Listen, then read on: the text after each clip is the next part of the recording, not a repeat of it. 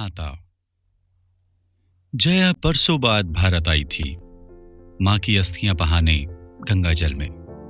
मां ने मरते हुए उससे वचन ले लिया था कि वो उनकी अस्थियों को भारत जरूर ले जाएगी। वही उनका घर है। अमेरिका तो कभी उनका घर हुआ ही नहीं, बस घर होने का भ्रम देता रहा। अजीब थी मां। अपने माँ बाप से झगड़ कर यहां आई थी आगे की पढ़ाई के लिए। फिर यहीं पापा मिल गए थे। वो केरला से थे। पंजाबी नाना नानी को आरंभ में वो बिल्कुल पसंद नहीं थे। कहां उनकी गोरी चिट्टी बेटी और कहां ये काला सा लड़का। उनके नाती काले होंगे ये सोचकर ही उनकी आत्मा दहल उठी थी। फिर जब जया हुई और उन्होंने उसे देखा तो उनका डर जाता रहा। गोरी ऊंची नाती पाकर उन्होंने मां को माफ कर दिया था।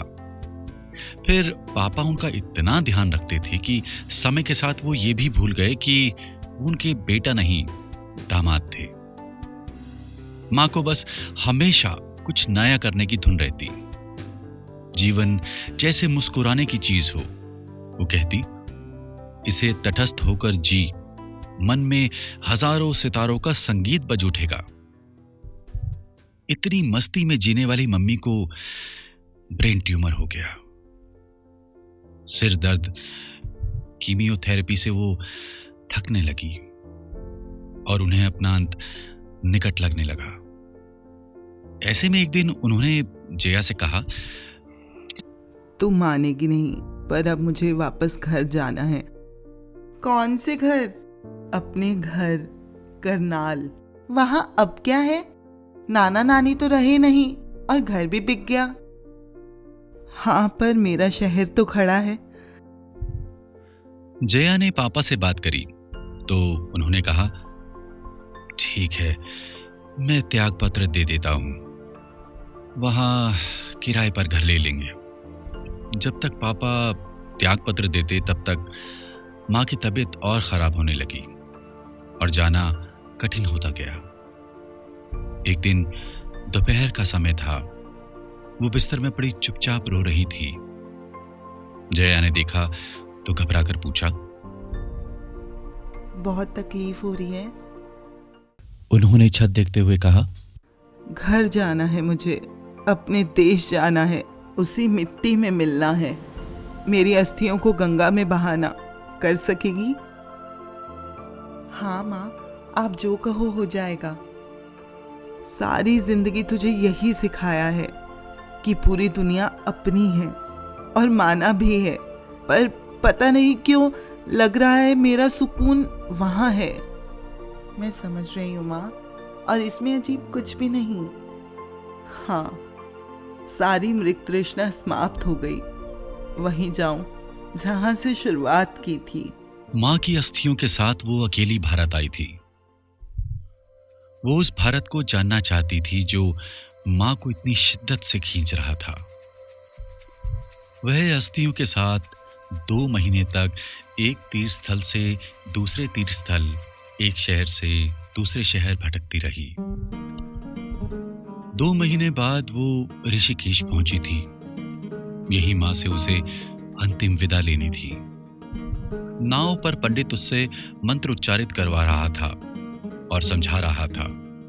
शरीर के अणु न जाने कहां कहां से आए थे और अब इस मिट्टी में मिलकर फिर बिखर जाएंगे। जिस मिट्टी ने इस तन को सींचा था अब उस मिट्टी में मिल जाएंगे। ये धरती आकाश एक ही तो है, बस रूप अलग है। जया रात को होटल की लॉबी में बैठी थी। उसका कमरे में अकेले रहने का मन नहीं था। इतने में एक युवक उसके सामने आकर खड़ा हो गया। जया जी।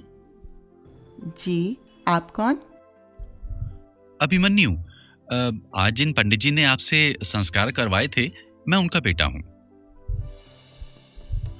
जया ने उसे कोई जवाब नहीं दिया, बस थकी आंखों से उसे देखती रही। अभिमन्यु ने कहा, पिताजी ने कहा आप अकेली हैं और आपने आज अस्थियां विसर्जित की हैं। मैं आपका हालचाल पूछा हूं। वो चिंतित हैं। मैं ठीक हूँ, उन्हें मेरा धन्यवाद कहना। वो मुड़कर जाने लगा तो जया ने कहा, रुक जाओ, बहुत अजीब लग रहा है। माँ को गए 2 महीने से ज्यादा हो गए, पर आज लग रहा है कुछ भी नहीं बचा। वो है ना, आपके विचारों में, मन में, शरीर में। आप चाहे भी तो उनसे दूर नहीं जा सकती। जैसे हम ही तो सृष्टि हैं, इससे दूर कैसे जाएंगे? जया मुस्कुरा दी। खड़े क्यों हो, बैठो ना। अभिमन्यु बैठ गया तो जया ने पूछा, क्या पियोगे? वोडका।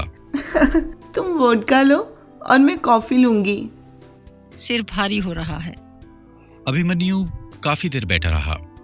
उनकी दुनिया भर की बातें होती रहीं। वो जाने लगा तो उसने अपना कार्ड जया को देते हुए कहा, किराए पर गाड़ी देता हूं, कल टैक्सी चाहिए हो तो मुझे फोन कर देना। वो चला गया तो फिर से वही अकेला अनुभव करने लगी। वो सोच रही थी, हो सकता है अभिमन्यु मुफ्त की वोडका पीने और अपना बिजनेस बढ़ाने आया हो, पर फिर भी आज की शाम वो पूरी तरह से अकेले रहने से बच गई। पापा का फोन आया। कैसी हो? माँ की बहुत याद आ रही है। माँ तो तुम्हारे साथ है, विचारों में, मन में, शरीर में। तुम चाहो भी तो उससे दूर नहीं जा सकती। जैसे हम ही तो सृष्टि हैं, इससे दूर कैसे जाएंगे? जया एकदम चौंक उठी। यही तो अभिमन्यु ने कहा था। वो कमरे में आ गई, बत्ती खुली छोड़ दी, फोन पर संगीत लगा दिया और सो गई। उठी तो पक्षी चहचहा रहे थे। बालकनी में आकर देखा, गंगा के पूर्व में सूर्य उदय हो रहा था। उसने शांत मन से पहली बार हाथ जोड़ दी और मन ही मन कहा, मेरे पुरखों को जन्म देने वाले, मैं जहां भी रहूं तेरे साथ ही हूं।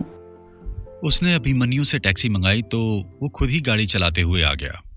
तुम खुद आ गए? जी, मैंने सोचा मैं ही आपको सुरक्षित एयरपोर्ट तक छोड़ दूं। आप आई अपनी जिम्मेदारी से हैं, पर आपको सुरक्षित एयरपोर्ट छोड़ना हमारी जिम्मेदारी बनती है। अच्छा। सारा रास्ते वो दुनिया भर की बातें करते रहे। चोटी का क्या अर्थ है, जनेऊ का क्या अर्थ है, भारत में इतनी गरीबी क्यों है, सड़कें इतनी खराब क्यों है। प्रश्नों उत्तरों का एक अजीब सा सिलसिला उनके बीच चलता रहा। एयरपोर्ट पर उतरते हुए उसने कहा, एक बात कहूं, आई तो मैं माँ के देश में थी, पर जाते हुए लग रहा है जैसे अपने देश से जा रही हूं।